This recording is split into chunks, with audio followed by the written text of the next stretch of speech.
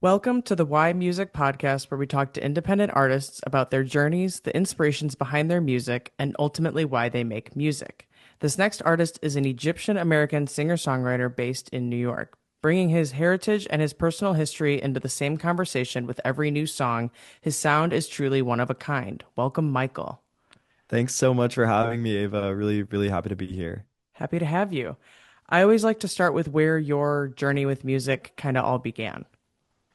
Cool. I really don't have a one set origin story really. Like I've always been surrounded by music my whole life.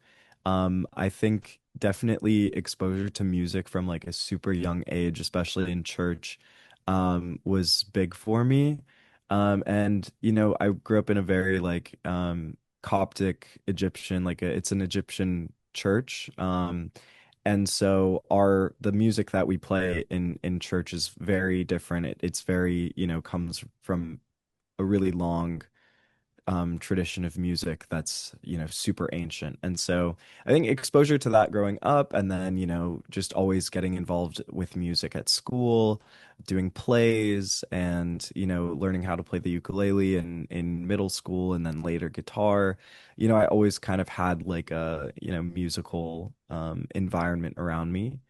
And yeah, so when it came to, finally starting to write music, that was like at the end of high school. I, was really inspired by like guitar music and alternative music and indie pop and a lot of the, sounds of my, 2000s upbringing,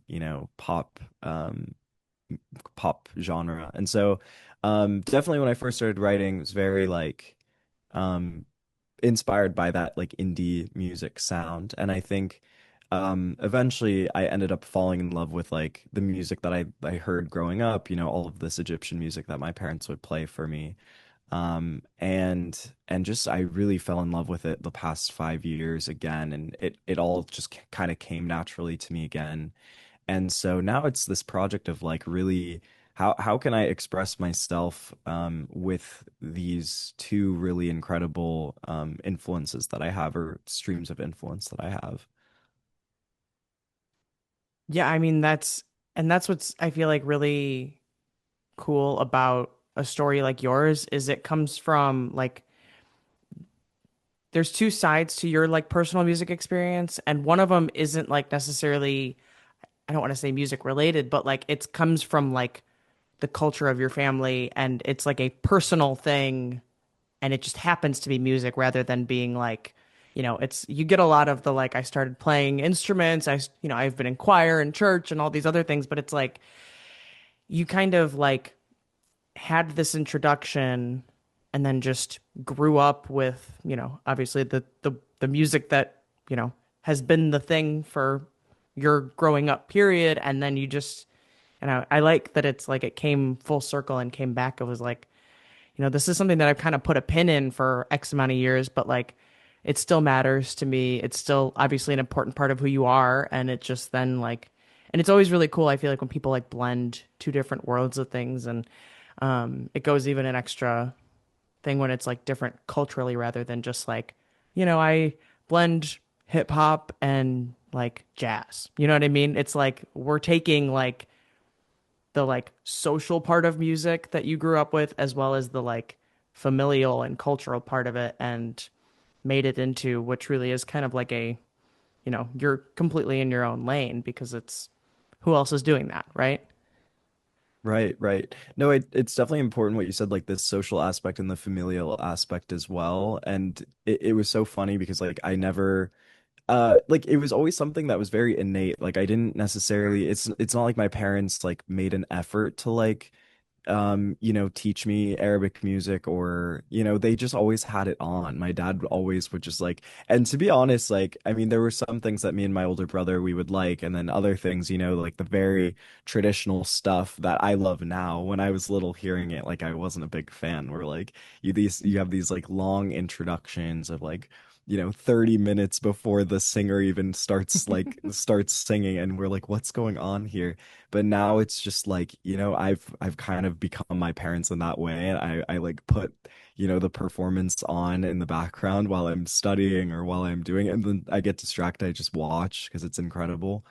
Um, and and yeah, I think that's the thing. It's like growing up and realizing that there was this whole world of music that I wasn't even thinking about tapping into when it came to my own music. I was very much like a big, you know, indie music person. Like I loved Phoebe Bridgers and I loved, Sufjan Stevens and Iron and Wine and Nick Drake and Elliott Smith.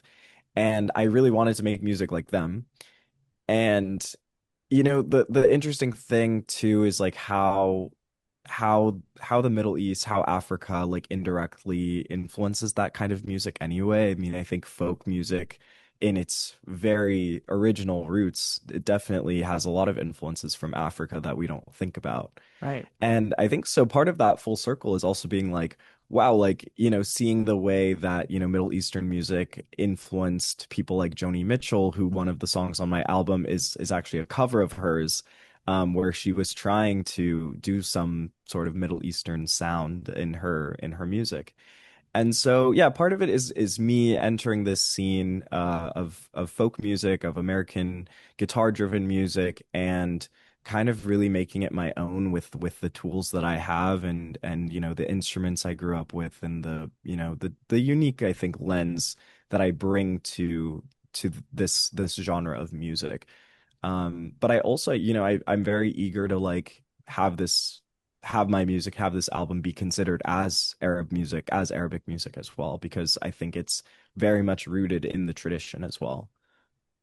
Right. And it's, I mean, like again, to go back to the like genre piece of it is like we live in the world where there's genres on like there's just layers and layers of like little corners of like because you get people like you just listed off like five or six artists and it's like well all of those people are a little bit different and they all probably are on different slight little corners maybe of the same plane but like they're like and depending on what aspects from those influences you pull you're coming up with something completely different and so it's like it's hard that's why it's so hard sometimes to be like hey I sound like XYZ or I really like because you're and also like throughout different phases of your life you listen to different stuff maybe not quite as vast as like what you're from Arab music to all the artists that you listed off like there's a quite a range there but it's like you are a product as an artist of everything that you've consumed and so when the pool gets bigger and bigger and bigger on what we're consuming it's harder and harder to be like I fit in this box or I fall under this category so it's yeah I mean I'm sure it's applicable to both the indie pop world that we know here as well as it is to Arabic music. Like it's all about where the influence is and there's always like different little pieces that you can pull. Like you said, like folk music stems somewhat from African music. Like there's all these connections and some of them obviously stand out probably more than others, but like they're all there.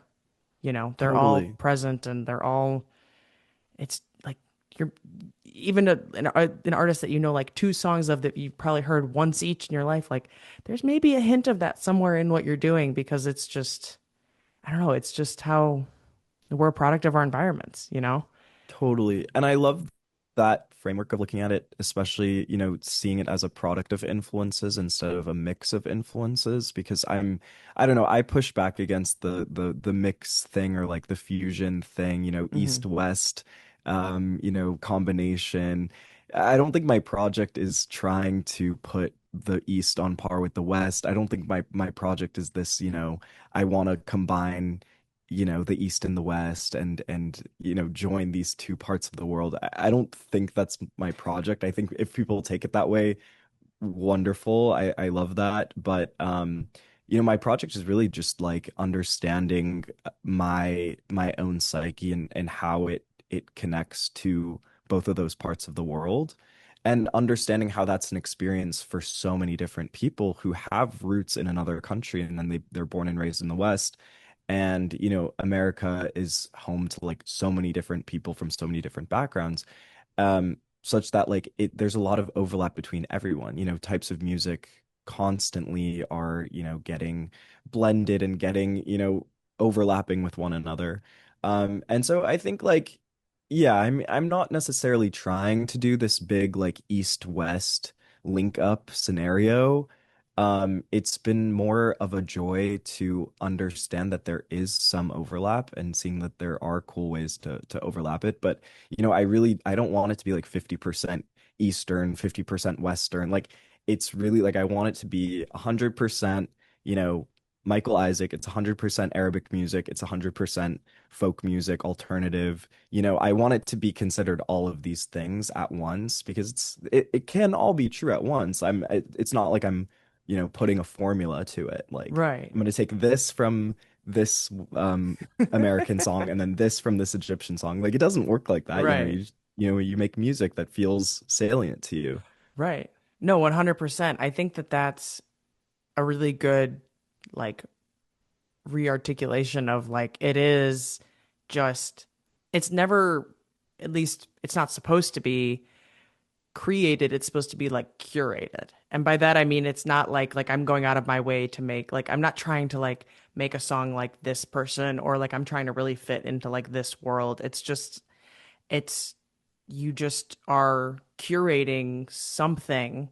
You're creating curating a piece of work from all that you consume and from just what you know. Like it's nobody's sitting there like fine tuning, trying to like piece together the perfect recipe of these three things. It's just kind of what happens. Like you ask anybody about their songwriting process and it's like I don't really have one. It just kind of happens. And you get it's different every time. And a lot of times it is because you're just running with whatever kind of comes. And it's like, it's just artistry is supposed to be a reflection of who you are. And so if at different times you're pulling more so maybe from one side than the other, and again, not necessarily intentionally thinking about it that way or intentionally trying to blend and make the perfect mix of these two things. It's just I'm a blend of these two worlds. This is my experience as a blend of these two worlds. And this is just kind of the result of those two things coexisting, you know? Totally. Yeah, I couldn't have said it better myself. What do you find most often inspires a lot of your songwriting? That's a great question. I'm inspired by a lot of things. I'm a big reader, so I read a lot of novels in particular. Especially now that it's summer, I have so much more time to get back into reading. But yeah, through the period of like 2022 to 2024, like the past like or like 2025, even like the past 3 years, I wanted to really also just connect with my culture in a more larger sense. So I ended up reading a lot of novels from Egypt and from the Arab world in that time. I took also a class in college on like Arabic literature, and that was really eye-opening for me, understanding like the just like slight nuances in the culture. And then, getting to sit down, talk with my dad about it. And, also like I was taking Arabic classes as well for the past 2 years. And that was like amazing because never knew how to read and write the language. And so that was a big inspiration to me in that now when I write in lyrics in English, I'm like also thinking about how this feeling could be translated into Arabic. Like I'm very now mindful of Arabic as a language when I'm writing in English, which I think I never had done prior to taking Arabic. Um, and yeah, I think like conversations with friends always inspire me, and just talking about like deep things and talking with professors in college like always inspired me.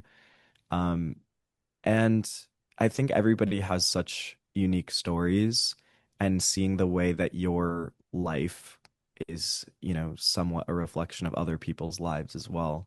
And I really, I wanted this album in particular to be like not just about me. Like I'm like I want to zoom out. I don't want this to be about me like at all. Like yes, it's about retracing my history. It's about, trying to connect with my culture, but I think it's about a broader process that we all as like people in the diaspora experience. It's a broader struggle slash journey that we're all trying to figure out how we can express ourselves in this predicament we find ourselves in, being, you know, this in between two cultures, two places. Um, and that was my goal. I really wanted to understand what how I could express that feeling and how I could make it come across to other people who experience the same thing. Um, so yeah. Yeah, I think um something someone said on one of these I did like in the very early days was like if you don't live like your regular life, you run out of things to write about.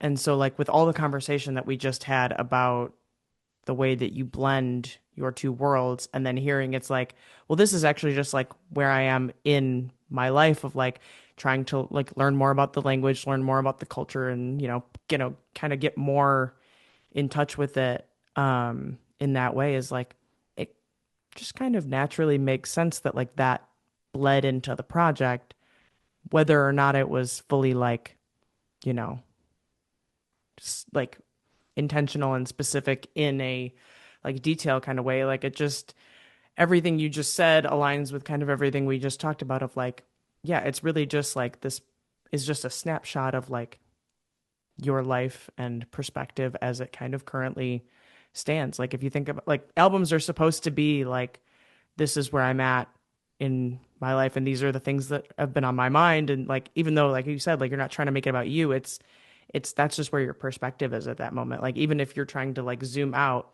it's still your perspective on what that zoom out is and on what those other perspectives are. Like it's almost meta in that way where it's like trying to like you're putting perspective on other perspective, you know? Mm, So, um, totally. yeah. Yeah. I think with that too, I think I saw my writing progress from not knowing anything to then, you know, becoming more aware about things and becoming, you know, more enveloped in my own culture. And the title track of this album is The Carpet Maker. And I wrote that song in like the summer of 2023. You know, before taking Arabic, before really super diving into Arabic music, learning classical Arabic music, learning how to play the oud. Um, I wrote that song like a long time ago, and it really reflects this really naive point of view of like, you know, it's me imagining myself if I wasn't born in the States, if I was born in Egypt, what would I be up to? And I imagine myself as, you know, some traveler who's making carpets and you know, living like next to the ocean and you know, singing songs until the sunset. It's very an impractical vision of what my life would be like if it was there. And I think I kept it in intentionally because I think it's like, look, this is somebody who like really doesn't know anything about their own culture and they're, you know, he's grappling on to like objects and images like, you know, the carpets that all of our grandparents have in their houses, you know. I'm like holding on to these things that, you know, also that like Western Orientalist media portrays about the East, like flying carpets and, you know, travelers and caravans and all these things.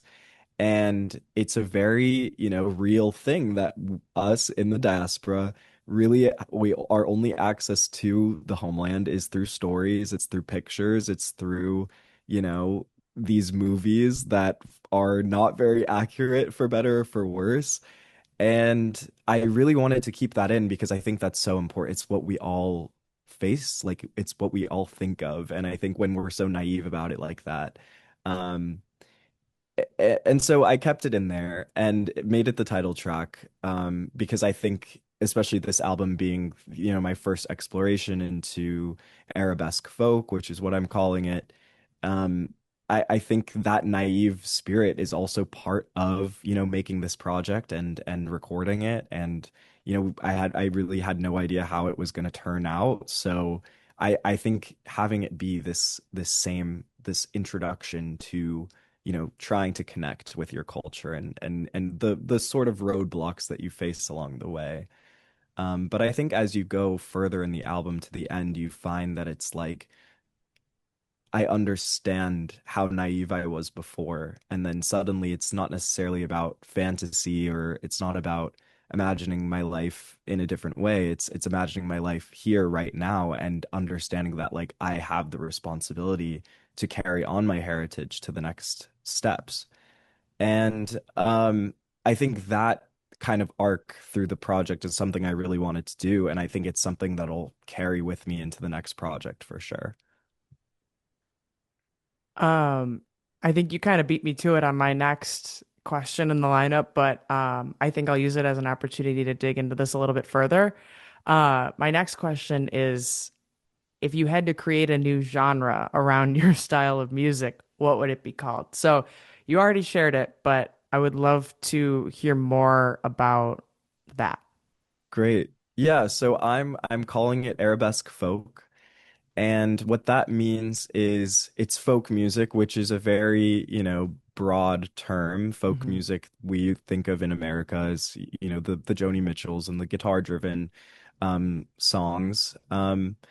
And I leave it as folk music broadly because folk music could be folk music from anywhere in the world. But specifically, this folk alternative folk style that we know in the US. And then I'm calling it arabesque because if I called it arabesque because the lyrics are still in English, so it's not Arabic just yet. It's arabesque because it uses Arabic instrumentation, inspired by classical Arabic music. And so it's very informed by traditional Arabic music, which I've studied for the past 2 years. And it really is based on some level of tradition, of the oud in particular, the musical instrument that I learned how to play. And that's kind of where we're at right now in terms of the genre. And I definitely see myself, making more music within this world.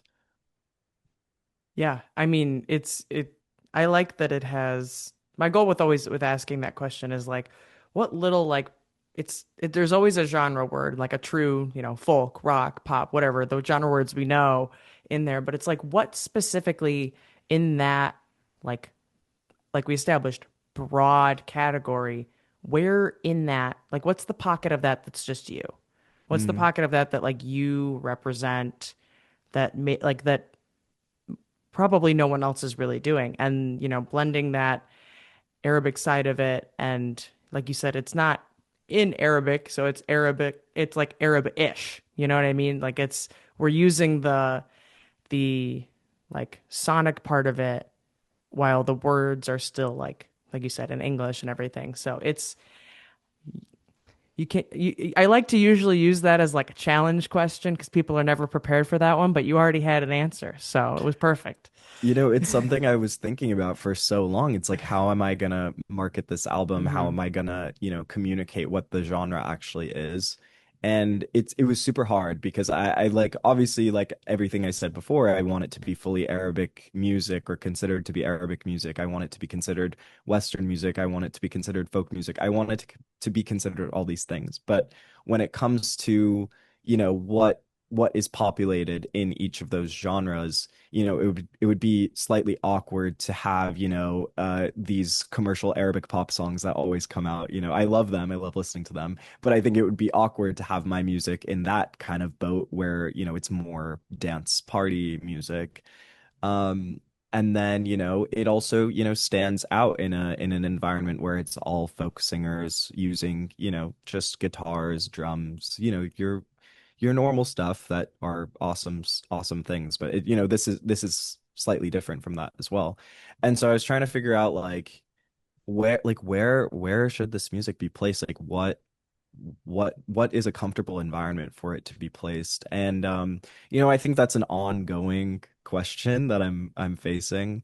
But I think really I'm open to like if this music runs in an environment that I wasn't even expecting before, I'm really open to whoever picks it up and whoever's down for it, And I also, I do make, this Middle Eastern inspired music, but I don't, want to limit my audience to Middle Eastern people. I've, you know, my collaborators on this album too, we're definitely not all Middle Eastern. And I've worked with some amazing, talented musicians who love Arabic music and are able to play it so well, have no roots in the Arab world at all, and I love that. It's amazing. So definitely I make music for anybody who is interested in, the diaspora experience, who's anyone who's interested in, being in between worlds, in between cultures, anyone who's eager to learn about a new form of music. Yeah. Yeah, and it's that is kind of the world that it's in right now. Like, we have this forecast even of like where we think it's going to head, but you don't know what the next song is that you're going to write until you've written it, right? Like you don't really know where things are going. And that's what's kind of like great about it is like we can go further in any different direction or maybe even like bring in something else to blend with and everything. So it's very, you don't really know what's coming next, but like you kind of, you're finding a way to categorize the the world that you're currently in and that embodies all that you're trying to do with where things currently are and what you're, currently creating. So, um no, it's fitting. I like it. Cool, cool. I'm glad. Is there a song that you've written that you think best embodies who you are as an artist? I You're think probably the my single that came out before the album, it's called Hold Your Keys. This song was inspired by um a phenomenon that you see. The has become like a very cultural symbol for displaced people who they carry their keys and for the hope of return. And so for me, the key is this idea of return back to my own country, what that would look like. And I think it's something that I'm able to share with a lot of people. And there's something very, very inherently relatable about this idea of home that everybody, everybody has home. Everybody wants to connect and feel their roots and, use the keys and go back to their old house. And so for me, this song was one of, I think, it's very simple too. There's barely any lyrics. There's, maybe like 10 lines in the song total.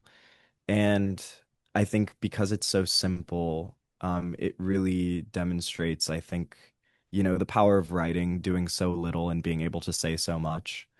And musically, I think this song totally represents exactly what I'm trying to do with my genre. The song begins with a minute long improvisation on the oud by my friend Sohail, and then it goes into the song with the guitar, and the vocals come in, and I think it's a very something that we were able to accomplish, and something that I could not be more happy with the way the recording turned out. um, and yeah, I think that song it's super, super heartfelt to me, that song. I don't think I'll ever stop singing it.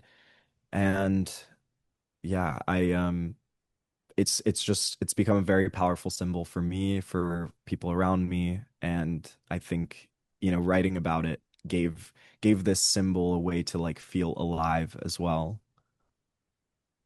Yeah, no, I didn't really know that that was such a symbolic like concept. But that makes a lot of sense. And again, like now knowing that fits right in with, even matches up kind of with the song that you were talking about, the carpet maker.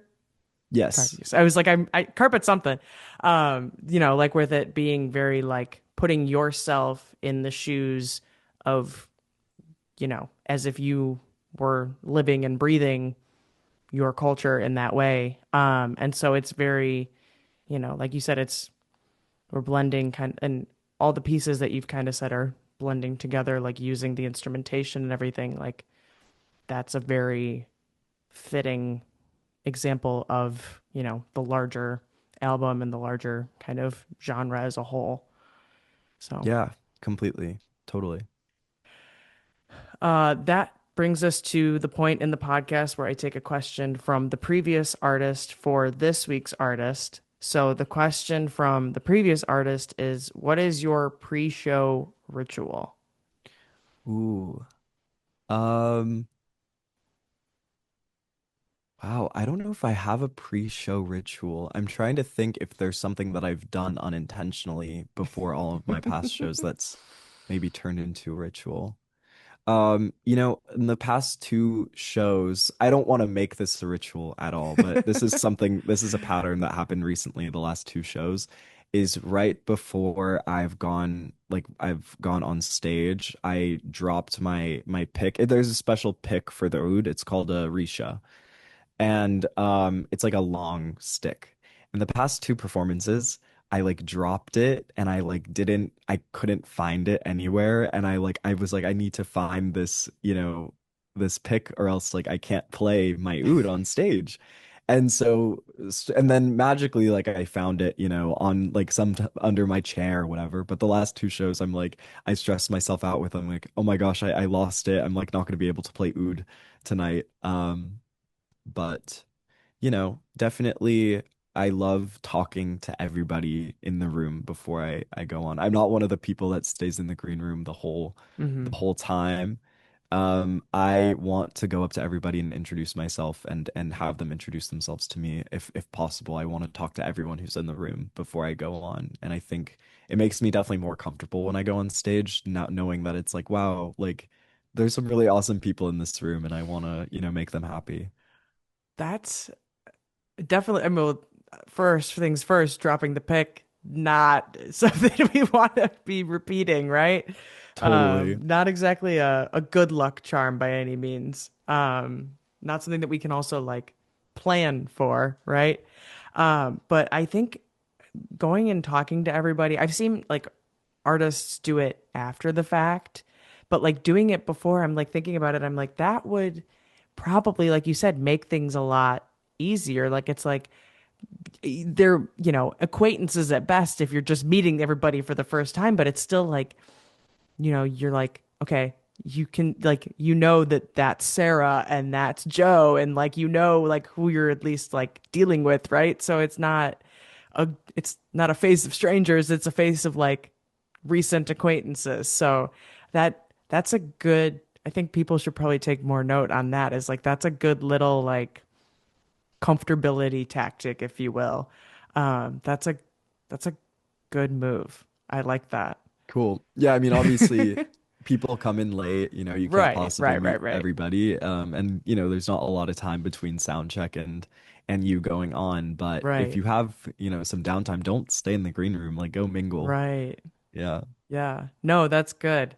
'Cause also it's like you, you're like, some people just like dip as soon as things are over, right? And so it's a good opportunity to like, I feel like as a fan, that kind of like, think about it, if you're in the audience and then the artist is just like comes up and talks to you beforehand, it's like you're gonna remember that guy for sure. Like that guy's definitely gonna be somebody you're gonna be like, I want to go see him again. And you already kind of feel more connected, just by kind of having that probably brief encounter. But yeah, no, that's a good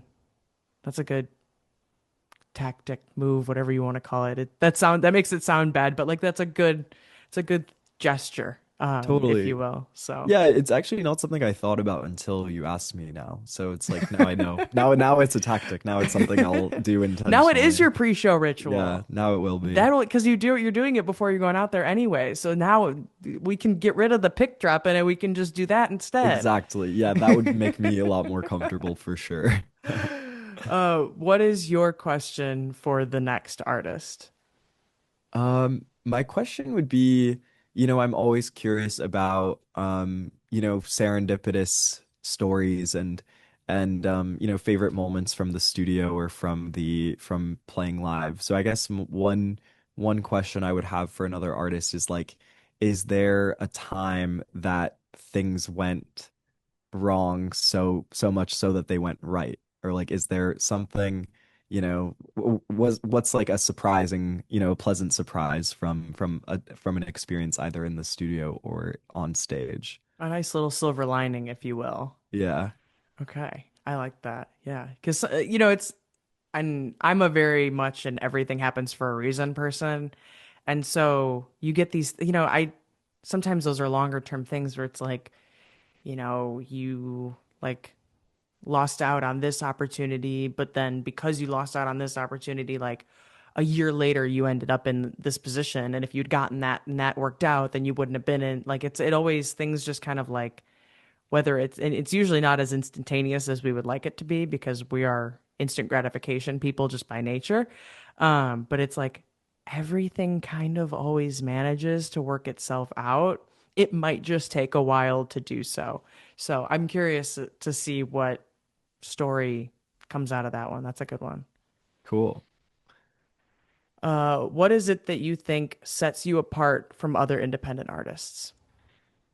I believe that my music touches on something that not a lot of people have done before in terms of, introducing a cultural element that's super salient to me. Um, I think what would set me apart, I think what I'm still striving to do is to, turn it into a sound that other artists want to do as well. I think the second I can say that I created a genre is this the second other people also are like, I also want to make arabesque folk.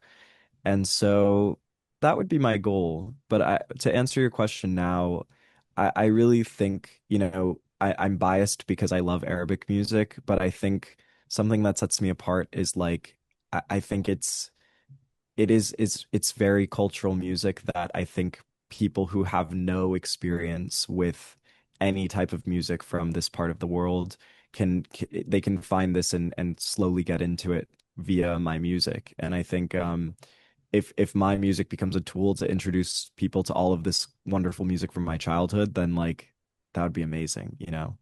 So yeah, that's how I would answer that. Yeah, I think because it's very jarring at times to go from something that you're so familiar with to something that's, completely new to you, which, Arabic music, I'm sure probably is for a lot of people in the Western world. But, having something that is a blend and just kind of like introduces some of those elements. It's like, somebody's listening to some of your music and it's like the instrument, like I haven't really ever heard anything sound like this before. Like the instrumentations on this is really cool. They learn more about you and your music and then it's like, okay, so I dig this. Like what else can I kind of and it just kind of, I think exposing yourself to new sounds and experiences and everything is always just a like even if it's not your favorite thing, like you're at least kind of getting a perspective on a different aspect of the world. And I think that, I totally like that could 100% kind of serve as a bridge to the greater culture and the greater music genre, if you will, the music Totally. world. Yeah, I will say too, my goal also isn't to like add a little bit of spice. Like that's not what I'm going for either. I think if I wanted to do that, I would have just wrote all the songs on guitar and just like added like, some Arabic stuff on top of it. But no, I really like I said before, I really wanted to make something that was very rooted in tradition in my background. And and yeah, that's the goal. I think the cop out answer to your question of like what sets me apart would be like, okay, well, obviously, like I have Arabic stuff on my music, but it's like it's deeper than that because anyone can like download a splice loop of an oud and put it in this a section of like their song. But I think my effort to really tackle this as authentically and as like intentionally as possible, I think that's what sets this apart more so than, the kind of, when I was first trying to make music before and trying to like do the Arabic music thing, that's what I was doing. I was downloading splice loops. I was like just trying to add spice here and there. But, I think it like honestly, in tackling this project, it wasn't easy, but I feel like I was really able to achieve something really, really intentional and really, really authentic. And that's been my goal all along. No, 100%. And I feel like looking at it, I'm going to use your example of the splice loop of like I feel like I personally feel like it shows through when it's done that way versus done the way you're doing it like now. Like I think that because it's like, you know, for a period there, maybe even still, depending on how you look at it, the word authentic gets thrown out a lot. And, it's kind of one of those things where it's like, I don't really know that you can define authenticity in a person as much as you can just kind of define like the feeling, like when something's authentic. You can kind of Mm, sense that just like natural, like that's just your human nature. It's like I feel like you can the like with the way that music hits you and the way that you kind of like receive it, I feel like you can tell when things are done with that intentionality that you're talking about and with that, like no, this is the authentic like version of what this is supposed to be. totally. And you know what? It's authentic to me. I Right. don't know how this would work in, a room of super classically trained Arabic musicians. I don't know how it would work in a room of extremely talented alternative folk musicians. But, it's very authentic to me, and I'll Hmm. vouch on that side of things. And I hope other people feel the same way. Right. No, 100%. I think it shows through because like yeah, it's all about like the way that you approach it and like you said, if you just wanted to throw the spice on there, you would, but that's not what this is about. It's about being rooted in that and really embodying that with the music that you make. Like it's not just we're not just kind of throwing it on there because we can. It's no, it's like this is the foundation that it was built on. Like this is the whole concept here. Like this is what we're really trying to communicate with this project and with these songs. Totally. Like it comes with the story, it comes with the history, it comes with the culture, the language, and everything, all of the context that are behind it. Hmm. So yeah, very well said. Yeah. What impact do you want to have with your music and with your artistry? Um, I definitely, thinking about the artists that I'm inspired by in terms of just how powerful writing is as a tool, in a time where things truly feel like helpless, like when you feel like you're one person, you can't do anything, you can't change the world. Um, writing is, I feel like, the most powerful thing that we can do. And, if I inspire other people to write, then I will have achieved, more than enough. You know what I mean? And um, to have that sort of impact at a personal level, and just inspire larger groups of people to, start feeling comfortable with talking about experiences that are hard, like growing up between cultures. It's not something, easy. It's not something that a lot of people necessarily enjoy talking about. It's always like this elephant in the room. And so I think inspiring people to write would be, a way that I would love to make impact. I also, write, I publish articles occasionally, regarding topics in the region. And so my other, long-term goal is I want to put out more writing and make a more positive influence, especially about, people facing displacement. So that in conjunction with my music, I really want to put out this message of justice, of of human rights, and centering that in the conversation always.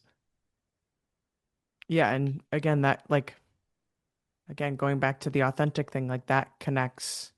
You didn't connect those two dots before, but like when you were talking about the key holder um song, like those that was talking about like the same concept that you just brought up, like that it's not I wrote this because it's like a good thing to say. It's like no, like your passion and support is rooted in those things. Like it's just an additional reflection of who you are in the form of a song. Which again, artistry, music, that's what it's all about. Like it's even if we're taking these other perspectives, like it's still through our lens and we're saying the things that we feel are important to say.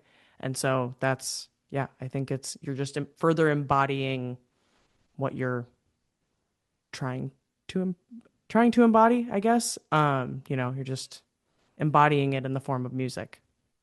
Yeah, totally, totally. It's this long-term goal of like wanting all of my passions to just kind of convalesce. And that's been something I've been, thinking about a lot lately of like, my passions for, studying the Middle East as a region and its history and its politics and also being a musician and how in America like it's not really like in if you go to Egypt now, you know, politicians or people who are interested in politics, activists, they're all artists as well, people if you're an artist, you're also an activist. Like the two things are very inseparable. Whereas, in the US, it's not really something that, you know, it's not like people are posting, it's not like politicians are posting poems on their Instagram stories or anything like that. Maybe they are, maybe things are changing, but like it's another thing that for me it feels very natural to be very invested in culture, in politics and this kind of advocacy type of work. Um and also be fully invested in my music with the same degree of passion. For me, that feels very natural, but we don't live in necessarily in this country in a context that makes that super possible. So that's another, something for another conversation maybe, but No, I get what you're saying, and I personally don't think that I've seen any poems on Instagram stories. So I think we're probably right about that. But that I didn't know that about the East. Like that's cool and unique to, again, a different learning a lot today from you. So thank you for that. oh, of Um, course. No, thank you. um, so I guess that brings us to the final question, which is ultimately why music? It's a great question. I think in everything that I've been saying in terms of, advocacy, politics, and also my background in music is really like writing is so powerful. And, in a world that's like so bureaucratic and it feels impossible to like lift a stone, um, making music feels like the one thing that is truly mine. It's the one thing that I have, full control over. I have full control over what narrative I want to put out in the world. And with that, I think music, it's just I can't live without music in that way. It's always been like my very intimate friend since I was very little. And so with that, I don't think I can ever stop making music. And having this very strong sense of self-determination when I'm making music. The feeling that it gives me, the feeling of connection that it makes me feel with other people, especially when I'm collaborating, when I'm jamming, with people. It's a sense of connection that feels inherent to my upbringing and to my culture as well, that it also feels like this opportunity for me to carry on the tradition, to the next generation. And so I guess, that's why music, I can't, I I even if it's just like always I can't separate myself from music, even if it's like I can't go without silence for too long, you know what I mean? Um so yeah, it feels, part of my responsibility, of my heritage as well. Yeah, and I mean, it's what's connected you even more so back to that, that culture and that upbringing is like you said, like I grew up on this and you didn't necessarily even think much of it, but like, or, now it's like you're fully kind of immersing yourself back in it and really trying to learn more of it and embody more of it just through music. So it's really like it's connected you to a very big part of who you are, which I think is very special in its own right. So yeah, no, that's cool. Awesome. Yeah, Yeah. sweet. Well, I think that brings us to the end of this episode of the Why Music podcast. You can check back again next week for another conversation with another independent artist. Thanks for listening.